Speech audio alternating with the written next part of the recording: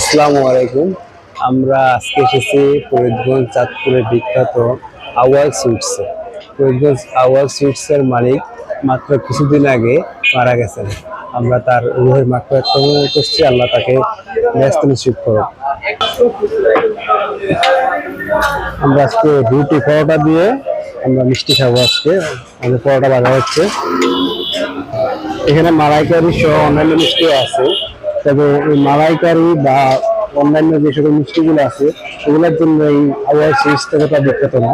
আমরা আপনাদেরকে দেখাবো যে মিষ্টিটা জন্য এই আউয়াল সুইটস বিখ্যাত, তা আমরা কিছুক্ষণের মধ্যেই দেখাবো। আমরা অলরেডি অর্ডার দিয়েছি, আমাদের মিষ্টি চলে আসছে। মিষ্টিতে ঝোলের পরিমাণ বেশি হয়েছে।